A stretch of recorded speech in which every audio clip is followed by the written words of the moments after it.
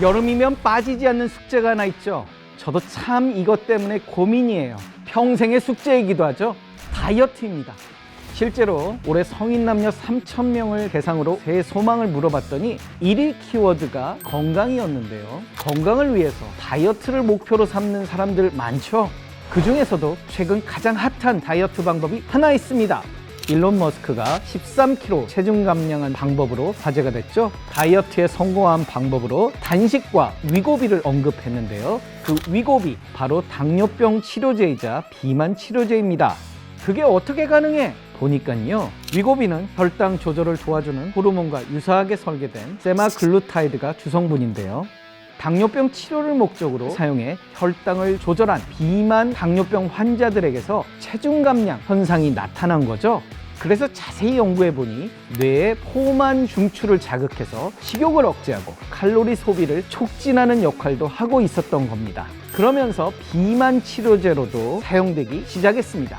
임상실험 결과 평균적으로 체중 15% 정도 감소 효과가 있었는데요. 이전에 같은 회사에서 나온 약 삭센다와 비교해도 훨씬 뛰어난 효능을 보여서 센세이션을 일으키고 있는데요. 위고비 일주일에 한 번만 주사하면 되는데 삭센다는 매일 주사해야 하는 데다 평균 체중 7.5%를 감량하는 데 그치거든요. 좋아진 효과만큼 명성도 높아졌습니다.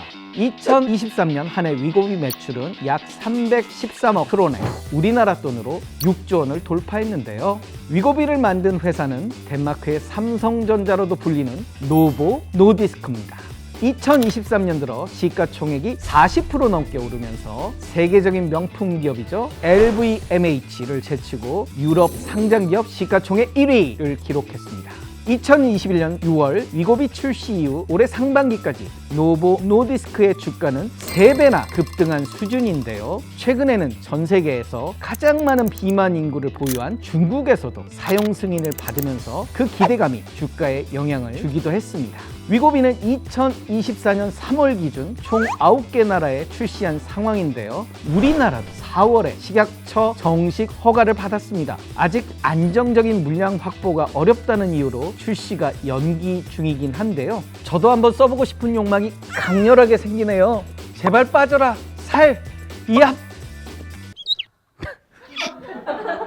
주가가 고공행진하는 만큼 덴마크 경제에도 큰 기여를 하고 있습니다. 노보 노디스크가 없었다면 덴마크 경제가 정체됐을 거란 얘기가 나올 정도인데요. 2023년 덴마크 내 최대 납세 기업으로 납부한 법인세만 무려 23억 달러.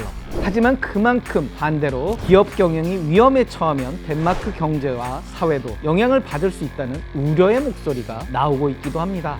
이런 위고비 기세에 힘입어 비만 치료제 시장이 덩달아 들썩이고 있어요. 위고비보다 1년 늦게 출시한 미국 제약사 일라이 릴리의 잽바운드, 경쟁자로 뜨겁게 잽을 날리고 부상했습니다. 글로벌 제약 시총 1위 미국 존슨앤존슨을 넘어서 세계에서 가장 몸값이 비싼 제약주로 등극할 정도인데요. 이 두 제약사는 심지어 시가총액으로 테슬라를 제쳐버렸습니다.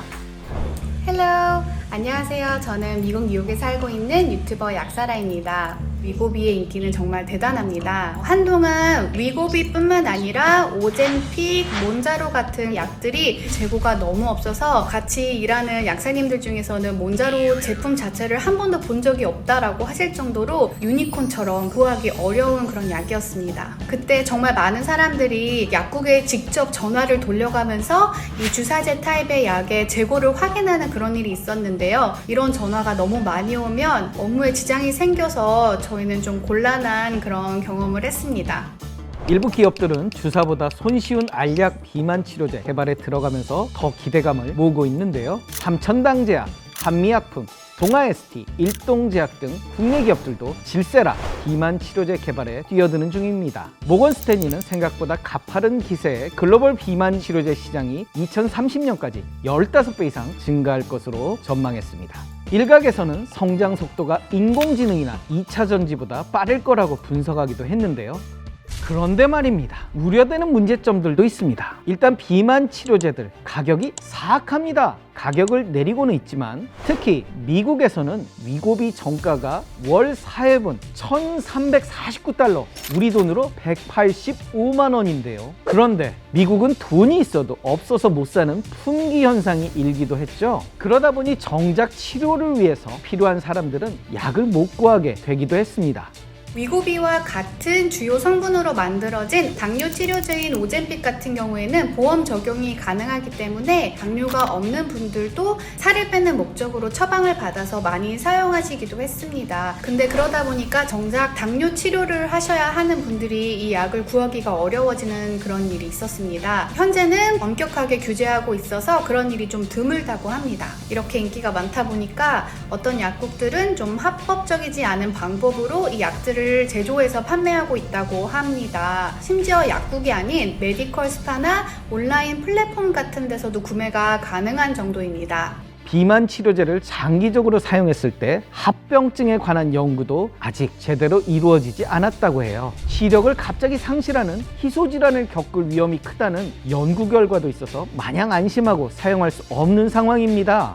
이렇게까지 다이어트 약에 관심이 뜨거운 이유는 뭔가요? 그만큼 다이어트를 원하는 사람이 많기 때문이겠죠? 현재 전 세계 비만 인구는 10억 명을 넘었습니다. 전 세계 인구 약 80억 명이죠. 8명 중 1명꼴인데요. 팬데믹을 겪으면서 활동량이 줄어 비만 인구가 급증하기도 했는데요. 세계 비만 연맹은 2035년이면 과체중 또는 비만 인구가 세계 인구의 절반을 넘어설 것으로 전망했습니다. 세계보건기구는 1996년에 비만은 질병이라고 정의한 이후 2014년에는 21세기 신종 전염병이라고 말하기도 했습니다. 비만은 개인 건강을 해칠 뿐 아니라 국가적으로는 의료비 증가를 일으키고 있는 요인이 되기도 합니다. 이와 관련해서 세계 비만 연맹은 비만 예방 및 치료 조치가 개선되지 않으면 2035년까지 세계 GDP의 약 3% 경제적 손실을 예상을 했는데요. 비만 인구가 증가할수록 경제적 비용 손실도 커져서 2020년 1조 9,600억 달러였다면 2035년에는 4조 3,200억 달러까지 손실 비용이 증가할 것으로 전망하고 있습니다.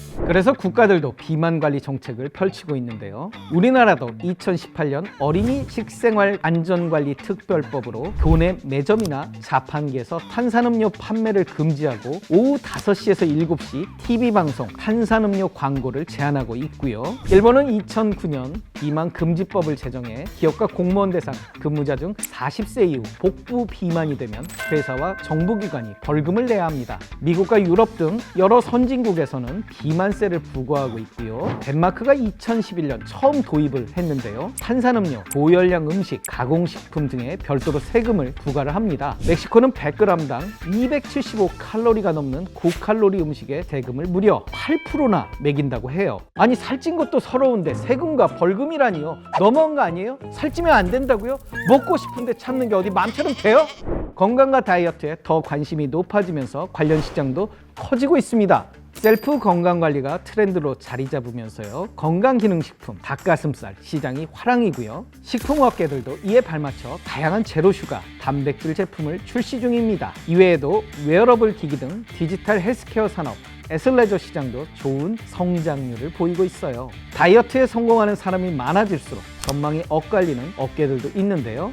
비만 치료제를 통해 다이어트에 성공한 사람들이 치수가 적은 옷을 구매하면서 패션업계는 특수를 누리고 있다고 해요. 항공사도 수혜를 받을 것으로 전망되고 있습니다. 승객 체중이 평균 10파운드, 한 4.5kg 감소하면 항공연료비가 연간 8천만 달러 절약된다고 해요. 반대로 스낵, 음료, 주류, 패스트푸드 기업, 외식 산업 등은 비상이 걸렸습니다. 모건 스탠리에서 비만 치료제 사용 가정의 음식물 섭취량을 조사해 보니까요, 6에서 9%가 감소했다고 합니다. 위고비 등장 이후 스위스 식품회사 네슬레 주가가 하락하는 등 초콜릿, 피자, 샌드위치 등을 판매하는 식품 기업은 판매 부진이 우려되고 있는 상황입니다.